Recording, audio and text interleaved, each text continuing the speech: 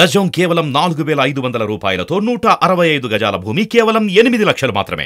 నమస్తే, welcome to Suman TV. ప్రస్తుతం మనతో పాటు ఉన్నారు ప్రముఖ జ్యోతిష్యులు, కాశీలో శ్రీ కామాక్షి నిత్య అన్నదాన ఆశ్రమ నిర్వాహకులు బ్రహ్మశ్రీ నందిబొట్ల శ్రీహరి శర్మ గారు. నమస్తే గురువు గారు. వాగర్థావివ సంపృక్తౌ వాగర్థ ప్రతిపత్తయే జగతః పితరౌ వందే పార్వతీ పరమేశ్వరౌ. అన్నపూర్ణే సదాపూర్ణే శంకర ప్రాణవల్లభే జ్ఞాన వైరాగ్య సిద్ధ్యర్థం భిక్షాం దేహి చ పార్వతి మాతా చ పార్వతీదేవి పితాదేవో మహేశ్వరః బాంధవా శివభక్తాశ్చ స్వదేశో భువనత్రయం. సదాశివసమారంభాం శంకరాచార్య మధ్యమాం అస్మదాచార్యపర్యంతం వందే గురుపరంపరాం. ఆదిత్యాయ చ సోమాయ మంగళాయ బుధాయ చ గురుశుక్రశనిభ్యశ్చ రాహవే కేతవే నమః.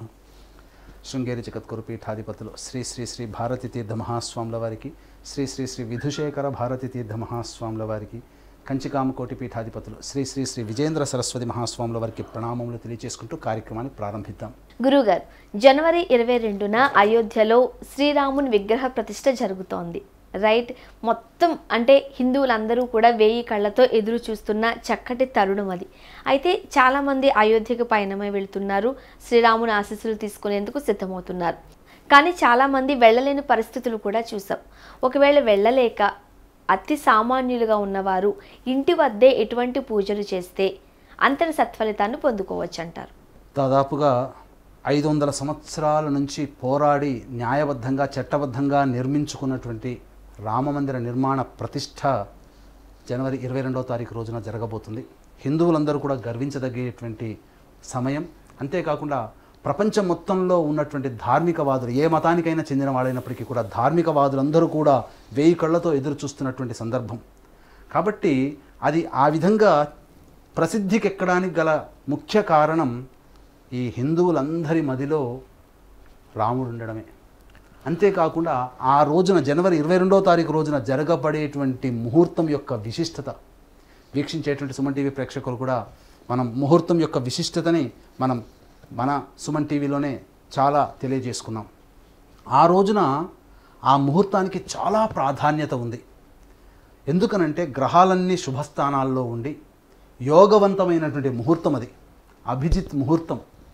కాబట్టి అటువంటి ముహూర్తంలో మనకు, మీతో పాటుగా నాకు కూడా వీక్షించేటువంటి ప్రేక్షకులు గమనించాలి, మీతో పాటు నాకు కూడా అనేకమైనటువంటి కోరికలు ఉంటాయి. ముఖ్యంగా మంచి విద్యార్థులకి మంచి యూనివర్సిటీలో సీట్ రావాలని, చక్కగా చదువుకున్నటువంటి వాళ్ళకి మంచి సంస్థలో ఉద్యోగం రావాలని, అన్ని అర్హతలు ఉండి చక్కటి భార్య చక్కటి భర్త లభించాలని ఆశించే యువతీ యువకులు, వివాహం చేసుకున్న వాళ్ళకి రాముడంతటి వాడే కొడుకుగా కావాలని తపించేటువంటి తల్లిదండ్రులు, అలాగే యుద్ధరంగంలో అరివీర భయంకరంగా యుద్ధం చేసినటువంటి రాముల వారికి ఎంతటి ఆరోగ్యం ఉందో మనకి కూడా అంతే ఆరోగ్యం లభించాలని, అలాగే ఆదర్శ దాంపత్యాన్ని సూచించేటువంటి వాళ్ళలో మొట్టమొదటిగా సీతారాముల్లా అని చెప్పి అంటుంటారే, అటువంటి ఆదర్శ దాంపత్యాన్ని పొందేటువంటి తపించేటువంటి వాళ్ళు ఎంతోమంది ఉన్నారు.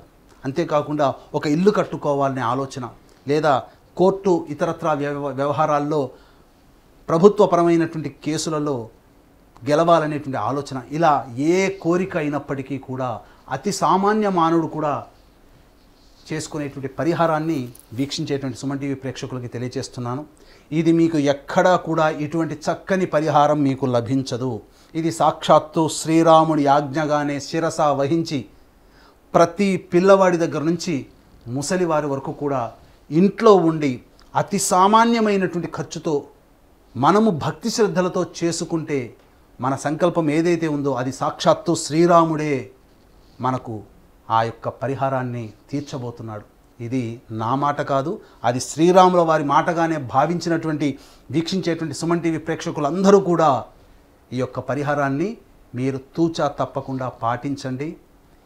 ఈ యొక్క తూచా తప్పకుండా ఈ పరిహారాన్ని మీకు తెలిసినటువంటి బంధువులకి మిత్రులకి కూడా తెలియచేసి వారు పొందే పుణ్యంలో మీరు కూడా భాగస్థులు అవ్వండి. ఇటువంటి తరుణం, ఎందుకంటే జనవరి 22వ తారీఖు రోజున అద్భుతమైనటువంటి ముహూర్తం అండి. దీనికి ఆ ముందుగా చేసుకునేటువంటి ముహూర్తం కూడా కాదు, ఆ ఒక్కరోజు మాత్రమే చేసుకునేటువంటి ముహూర్తం. ఎందుకంటే సాక్షాత్తు శ్రీరాముడే నిర్ణయించుకున్నటువంటి ముహూర్తం అయినప్పుడు ఇది శ్రీరాముడి ఆజ్ఞ కాదా? కాబట్టి అటువంటి ముహూర్తాన్ని మీరు మిస్ కాకండి. ఎట్టి పరిస్థితుల్లో కూడా ఆ ముహూర్తంలో ఇప్పుడు నేను చెప్పబోయేటువంటి పరిహారాన్ని మీరు మనసా వాచా కర్మణ అంతఃకరణ శుద్ధితో మీరు పాటించండి. తప్పకుండా శ్రీరాముల వారి యొక్క అనుగ్రహంతో మీ కోరిక నెరవేరుతుంది అని చెప్పడంలో ఏమాత్రం సందేహం లేదు. కాబట్టి వివరాల్లోకి వెళ్ళిపోదాం. ముందుగా ఆదివారం నాడు ఏకాదశి తిథి అయింది. కాబట్టి ఏకాదశి తిథి రోజున ఉపవాసాన్ని పాటించండి.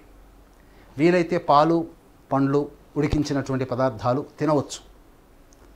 ఆ రోజున దాంపత్యం పనికిరాదు, నూనె రాసుకోకూడదు, కటింగ్ చేసుకోకూడదు, గోళ్ళు తీసుకోకూడదు. ఈ నియమాల్ని ఆ ముందు రోజైనటువంటి ఆదివారం రోజున పాటించండి. ముఖ్యంగా బ్రహ్మచర్యాన్ని పాటించండి.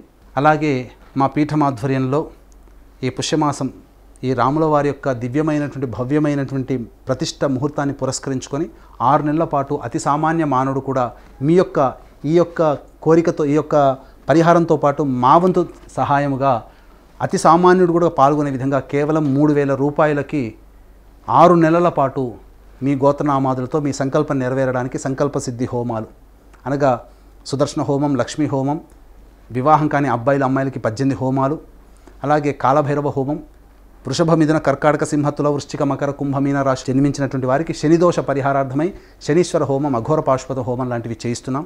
కేవలం 3,000 రూపాయలకే 6 నెలల పాటు మా పీఠం ఆధ్వర్యంలో ఒక పర్వణి రోజున మీకు చేయించడం జరుగుతుంది. అలాగే కాశీలో మా సొంత భవనం శ్రీ కామాక్షి నిత్యాన్నదాన ఆశ్రమంలో అన్నదానం నిరంతరాయంగా జరుగుతుంది. కాబట్టి అన్నదానానికి సహకరించే భక్తులు మీ పుట్టినరోజున కానీ మీ పెళ్లి రోజున కానీ సహాయ సహకారాలు అందించవచ్చు.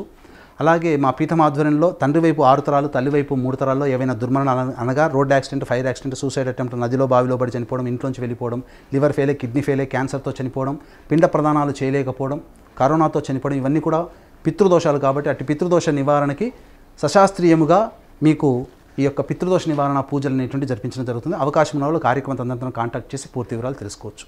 తదనంతరం ద్వాదశి తిథి అయినటువంటిది వస్తుంది 7:16 ఉదయాన్నే లేచి 7:16 వరకు ఏకాదశి ఉంది కాబట్టి ఉదయాన్నే లేచి మీరు కాలకృత్యాదులు తీర్చుకొని చక్కటి వస్త్రములు ధరించి దగ్గరలోని వినాయకుని దేవాలయానికి వెళ్ళి, నేను ఈరోజు రాములవారి పట్టాభిషేకం అనగా రాములవారి విగ్రహ ప్రతిష్ఠ జరగబోతుంది అయోధ్యలో, కాబట్టి ఇటువంటి ప్రతిష్టకు సంబంధించి నేను సంకల్పం చేసుకున్నాను, నా కోరిక నెరవేరాలని అని చెప్పి ఆ కోరికను నిర్విఘ్నంగా కొనసాగింపచేయి, ఆ కోరికకు ఎటువంటి ఆటంకాలు లేకుండా నాకు రాముల వారి యొక్క అనుగ్రహంతో నా కోరిక నెరవేరాలి, అందుకు నీవు సహకరించు వినాయక అని చెప్పి ఆ వినాయకుడికి మొక్కి కొబ్బరికాయ కొట్టి బెల్లము, గరికలు సమర్పించి మీరు ఇంటికి వచ్చేయండి. వచ్చిన తర్వాత ప్రతి ఊళ్ళో కూడా రామాలయం లేని ఊళ్ళు ఉండవు. రామాలయం ఉన్న చోట ఖచ్చితంగా ఆంజనేయ స్వామి దేవాలయం కూడా ఉంటుంది. కాబట్టి ఏం చేస్తారంటే దగ్గరలోని రామాలయము, ఆ రామాలయంలో గనక ఆంజనేయ స్వామి విగ్రహం ఉండి అందులో గనక రావి చెట్టు ఉంటే అద్భుతం. లేదు రామాలయం కానీ ఆంజనేయ స్వామి దేవాలయం ఉంది, పర్వాలేదు. లేదు ఈ దేవాలయాలు మా ఊళ్ళో లేవండి, మాకు దగ్గరలో లేవండి, కానీ రావి చెట్టు ఉండని ఊరంటూ ఉండదు కదా, రావి చెట్టు ఉన్నా పర్వాలేదు. ఆ విధంగా ఆ ప్లేస్ని మీరు ముందుగానే ఆదివారం రోజే ఎన్నుకోండి. ఆ ఆదివారం రోజునే నేను కొన్ని నూనెలు చెబుతాను, ఆ నూనెలు మీరు సంపాదించుకోండి. ఏంటయ్యానంటే ఆవు నెయ్యి, వేప నూనె, ఆముదం నూనె, నువ్వుల నూనె, విప్ప నూనె, కొబ్బరి నూనె తలా 50 గ్రాములు మాత్రమే తెచ్చుకోండి చాలు. ఆ 50 గ్రాములలో మీరు ఏం చేస్తారంటే చిన్నవి దీపపు కుందులు దొరుకుతాయి కదా మట్టితో చేసినవి, ఆ దీపపు కుందుల్ని 12 తెచ్చుకోండి. ఒక పెద్దదైనటువంటి దీపపు కుందె ఒకటి తెచ్చుకోండి. తామర ఒత్తులుగా తామర ఒత్తులు కానీ జిల్లేడు ఒత్తులు కానీ మీరు తీసుకోండి. ఈ 2 ఎక్కడైనా పచారీ షాపుల్లో దొరుకుతాయి, పూజా స్టోర్లో తీసుకోండి. అలాగే మీరు ఒక 20 తమలపాకులు తీసుకోండి. తీసుకున్న తర్వాత రామాలయము, ఆంజనేయ స్వామి దేవాలయం రావి చెట్టు ఉంటే మంచిది, లేదు రామాలయం ఆంజనేయ స్వామి దేవాలయం ఉంటే పర్వాలేదు. కనీసం ఆంజనేయ స్వామి దేవాలయమైనా లేదు కనీసం రావి చెట్టు దగ్గరనైనా కానీ మీరు చేరుకొని ముందుగా శ్రీరాముల వారికి అర్చన అభిషేకములు ఉదయాన్నే చేస్తారు కాబట్టి మీ పేరు మీద అర్చనాభిషేకాదులు జరిపించుకోండి. జరిపించుకున్న తర్వాత రావి చెట్టు లేదంటే దేవాలయం చుట్టూ నారాయణాయ నమః అంటూ వీలైతే శక్తి ఉంటే మనస్సు ఉంటే 108 ప్రదక్షిణలు చేయండి, లేదా 54 ప్రదక్షిణలు చేయండి, 41 ప్రదక్షిణలు చేయండి, కనీసం 27 ప్రదక్షిణలైనా చేయండి. చేసిన తరువాత అప్పుడు మీరు షట్కోణాన్ని అనగా రాముల వారి దేవాలయం అయితే రాముల వారికి అనగా అభిముఖంగా అంటే తూర్పు వైపున మీరు ఉండాలి, మీ ఫేస్ తూర్పు వైపున ఫేస్ చేయాలి, లేదా రావి చెట్టు కింద అయితే తూర్పు వైపున ఫేస్ చేయాలి. చేసిన తర్వాత షట్కోణము, ఈ చెప్పాను కదా ఈ షట్కోణం మీకు ఇక్కడ మాకు సరిగ్గా కనబడట్లేదండి అనేటువంటి వీక్షించేటువంటి సుమన్ టీవీ ప్రేక్షకులు అంటారు. ఒక్కసారి జనసేన సింబల్ పార్టీ గుర్తు తెచ్చుకోండి. అదే ఇది షట్కోణం. ఈ షట్కోణం లిఖించి వృత్తాకారం మీరు ఈ యొక్క విధంగా చేయండి. చేసిన తర్వాత ఈ 4 దిక్కుల దిగ్బంధనం చేయండి. అనగా ఈ బియ్యపిండితో కానీ, ఈ విధంగా బియ్యపిండితో కానీ లేదా పసుపు కుంకుమలతో కానీ చేసిన తర్వాత ఇది మొదటి గడి, రెండవ గడి, మూడవ గడి, 4వ గడి, 5వ గడి, 6వ గడి. మొదటి గడిలో చెప్పుకున్నట్టుగా ఆవు నెయ్యి, రెండవ గడిలో చెప్పుకున్నట్టుగా వేప నూనె, అనగా దీప ప్రమిదల్లో తలా 40 గ్రాములు లేదా 30 గ్రాములు ఆ చిన్న దీప ప్రమిదల్లో వేయండి. 30 గ్రాములు ఆవు నెయ్యి ఒకటో గడిలో, రెండవ గడిలో 30 గ్రాములు వేప నూనె, మూడవ గడిలో 30 గ్రాములు ఆముదం నూనె, 4వ గడిలో 30 గ్రాములు నువ్వుల నూనె, 5వ గడిలో 30 గ్రాములు విప్ప నూనె, 6వ గడిలో కొబ్బరి నూనె 30 గ్రాములు వేసి ఆ దీపపు ప్రమిదల కిందట ఆ తమలపాకులు తెచ్చుకోమను కదా, ఆ తమలపాకుల్లో తొడిమలు ఉంటాయి కదా, తొడిమలు మీ వైపున ఉండాలి, అదో భాగం మీ దిక్కులో ఉండాలి. కాబట్టి ఆ విధంగా పెట్టి 3 తమలపాకులు పెట్టిన తర్వాత ఏమవుతుంది, ఈ 6 గడిలో 3 6ల 18 అయిపోయాయి.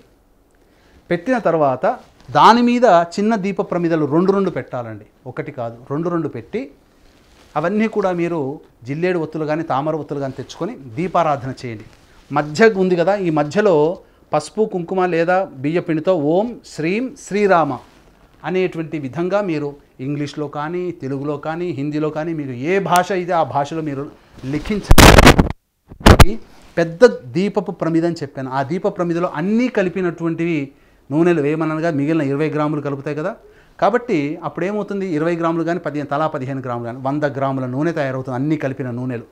అప్పుడు 3 తమలపాకులు పెట్టి దాని మీద పెద్ద దీప ప్రమిద పెట్టి దీపారాధన చేయండి. చేసి గణపతి నమస్కారం చేసుకొని గణపతికి పూజ చేసుకొని బెల్లం ముక్క గరిక సమర్పించి నైవేద్యంగా సమర్పించండి.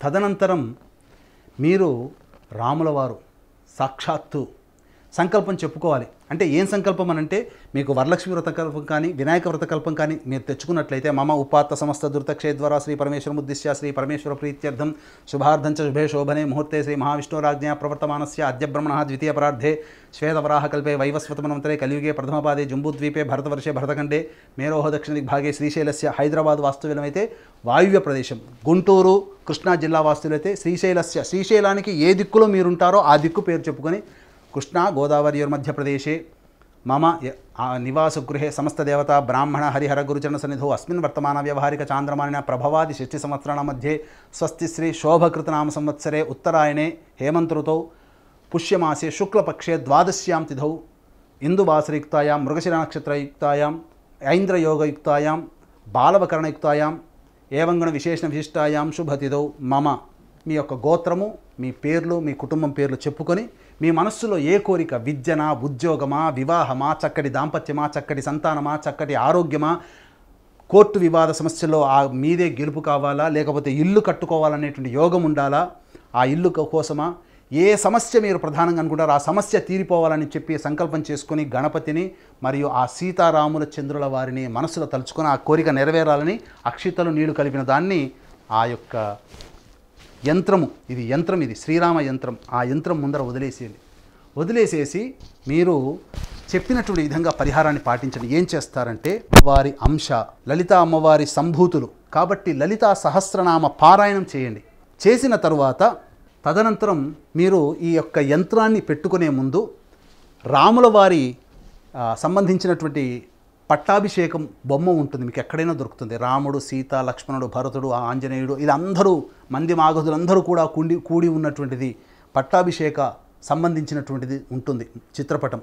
ఆ ఫోటో తెచ్చుకోండి, చక్కగా అలంకరణ చేసి పూలమాల అలంకరించండి. రామాయణంలో ఉన్నటువంటి సీతారామ పట్టాభిషేకాన్ని మీరు పారాయణం చేయండి. ఇన్ని చెప్తున్నారు, ఏ సమయం అని అంటారా గురువుగారు? చెప్తాను. మేషలగ్నంలో ఆ యొక్క దివ్య భవ్యమైనటువంటి రాముని యొక్క విగ్రహ ప్రతిష్ఠ జరగబోతుంది. ముహూర్తం నిర్ణయించారు 12:29:08 నుంచి 12:32 పాటు, అనగా 84 సెకండ్ల పాటు. కాబట్టి మేషలగ్నం అభిజిత్ లగ్నం అది. కాబట్టి మేషలగ్నం ఉదయం 11:15 నుంచి 1:30 వరకు ఉంటుంది. కాబట్టి ఈ సమయంలో మీరు 11 గంటలకే గణపతి పూజ పూర్తి చేసుకొని 11:15 కల్లా సంకల్పం అన్నీ చెప్పుకొని మీరు లలితా సహస్రనామ పారాయణం చేయండి. 11:40 లలితా సహస్రనామ పారాయణం అయిపోతుంది. 11:40 నుంచి 1:30 అనగా 1:50 పాటు మీకు సమయం దొరుకుతుంది. ఆ సమయంలో మీరు వీలైనన్ని సార్లు శ్రీరామ పట్టాభిషేక ఘట్టాన్ని ఎన్నిసార్లు మీకు వీలైతే అన్నిసార్లు మీరు పారాయణం చేయండి. మధ్యలో శ్రీరాముల వారి పట్టాభిషేకం దాదాపు 500 సంవత్సరాల తర్వాత చట్టబద్ధంగా న్యాయబద్ధంగా గెలిచి మనం ఎంతో ఆనందంగా కట్టుకున్నటువంటి ప్రపంచమంతా ఎదురు చూస్తున్నటువంటి రాముల వారి విగ్రహ ప్రతిష్ఠ సమయం. ఆ సమయాన్ని మీరు మిస్ చేసుకోండి. ఎందుకనంటే ఎన్నో తరాలు గడిచిపోయాయి, రాముల విగ్రహ ప్రతిష్ఠ నోచుకోలేదు. కానీ ఎంతటి అదృష్టవంతులమో మనము వీక్షించేటువంటి ప్రేక్షకులు, నాతో పాటు మీరు కూడా ఎంతో అదృష్టవంతులం. అటువంటి అదృష్టం మనకు దక్కింది రాముల వారిని సాక్షాత్తు మన కళ్ళతో చూసుకునేటువంటిది. కాబట్టి 12:25 నుంచి 12:35 వరకు మధ్యలో ఆ 10 నిమిషాలు మీరు ఎక్కడ ఉన్న టీవీ దగ్గర, ఎక్కడ ఉన్న ఇంట్లో ఉన్న, దేవాలయంలో ఉన్న, యూట్యూబ్లోనైనా మీరు డైరెక్ట్గా ఆ ప్రసారాన్ని చూడవచ్చు, డైరెక్ట్గా టీవీలోనైనా చూడవచ్చు. ఆ 10 నిమిషాల పాటు రాముల వారి విగ్రహ ప్రతిష్ఠ జరుగుతుంటే ఆ రాముల వారే మీ ఎదుట ఉన్నట్టుగా భావన చేసుకొని తదేకమైనటువంటి భావముతో ఆ యొక్క సంబంధించినటువంటి రాముల వారి విగ్రహ ప్రతిష్ఠ ఘట్టాన్ని మీ కనులారా చూడండి. ఎందుకంటే ఆ సమయం దాటిపోతే మళ్ళీ మనం చూడవచ్చు, కానీ సమయానికి మనం కళ్ళతో మనం చూసుకునేటువంటి యోగాన్ని మనం మిస్ అవుతాం. ఆ సందర్భంగా ఉండే యోగాన్ని మిస్ అవుతాం. ఎందుకంటే మీరు మీ యొక్క కోరిక నెరవేరాలనే తపనతో ఉన్నారు. కాబట్టి 12:25 నుంచి 12:35 ఆ 10 నిమిషాలు మీరు ఎక్కడ ఉన్నా టీవీలో కానీ యూట్యూబ్లో కానీ మీరు ఆ ఘట్టాన్ని వీక్షించండి. తదనంతరం మళ్ళీ మీరు కంటిన్యూ చేయండి. 1:30 వరకు చేసిన తరువాత నైవేద్యం, ముందుగా తీపి మిఠాయిలు పెట్టుకోండి. 1 కేజీ కానీ 1/2 కేజీ కానీ మీకు ఇష్టమైన స్వీట్ కానీ, 2 అరటిపండ్లు, ఆవు పాలు మరియు బీజాఫలము అనగా జామ పండు కానీ లేదా దానిమ్మ పండు కానీ, ఇవన్నీ నైవేద్యం పెట్టి హారతిచ్చి, యంత్రానికి హారతిచ్చి, పటానికి హారతిచ్చి మీ యొక్క సంకల్పం నెరవేరాలి. ఇదంతా శ్రీరాముల వారి యొక్క ఆజ్ఞ మేరకు నేను చేస్తున్నాను, సాక్షాత్తు శ్రీరాముడే ఈ యొక్క పరిహారాన్ని తెలియచేశాడనేటువంటి భావన తెలియచేసుకుని ఆ శ్రీరాముల వారే నాకు అండగా ఉండి నా సంకల్పాన్ని నెరవేరుస్తాడనేటువంటి యొక్క సదుద్దేశంతో ఆ కోరిక నెరవేరాలని ఆ శ్రీరాముడికే ఏతత్ఫలం సీతారామార్పణమస్తు అని చెప్పి మీరు వదిలేయండి. లెంపలు వేసుకోండి. ఏదైనా పూజలు ఏమైనా తేడా ఉన్నా మహానుభావ నన్ను క్షమించు అని చెప్పి లెంపలు వేసుకొని ఉత్తిష్ట చెప్పుకొని ఆ స్వీటుని 10 మందికి పంచండి. ఎందుకంటే రాముల వారి విగ్రహ ప్రతిష్ఠ జరుగుతుంది, మనకెంతో గొప్ప ఆదర్శనీయుడైనటువంటి వాడు. కాబట్టి అటువంటి విగ్రహ ప్రతిష్ఠ సందర్భంగా మీ యొక్క సంతోషాన్ని పూజ తదనంతరం స్వీట్ అందరికీ పంచండి. ఆ తీర్థము, ఆ ప్రసాదము మీరు మీ కుటుంబ సభ్యులు తినండి. తదనంతరం భోంచేయండి. ఏకాదశి ముందు రోజు ఆదివారం నాడు ఉపవాసం ఉండి, ద్వాదశి రోజున కూడా మీరు ఉపవాసం ఉండి ఈ పరిహారాన్ని పాటించి, ఏ వ్యక్తి అయితే ఏకాగ్రత చిత్తముతో భక్తి ఈ యొక్క పరిహారాన్ని పాటిస్తాడో ఆ వ్యక్తికి శ్రీరాముల వారి యొక్క, సీతారాముల వారి యొక్క అనుగ్రహంతో వారికి ఉన్నటువంటి సమస్య అనతి కాలంలో నెరవేరుతుంది అని చెప్పడంలో ఏమాత్రం సందేహం లేదు. గురువుగారు చక్కటి పరిష్కార మార్గాలు అందించారండి. చాలామందికి మనసులో ఇదొక వెలితిగా ఉండిపోయింది, మేము అయోధ్య వెళ్ళలేకపోతున్నాము, ఆ మహావేడుకలో పాల్గొనలేకపోతున్నాము అని. అంటే మనకు తెలుసు కూడా అధికారులు రిస్ట్రిక్షన్స్ ఉన్నాయి, కొంతమందికి మాత్రమే అక్కడికి ఆహ్వానం కూడా వెళ్ళింది కాబట్టి అందరూ వెళ్ళలేని పరిస్థితి కూడా. సో మీరు అతి సామాన్యులే కూడా ఇంటి వద్ద ఉండి ఎటువంటి చక్కటి పరిష్కార మార్గాలు కనుక పాటించినట్లయితే అంతటి ఫలితాలను వస్తాయో చాలా వివరంగా తెలియజేశారు. ధన్యవాదాలండి. సర్వం శ్రీ ఉమామహేశ్వర పరబ్రహ్మార్పణమస్తు.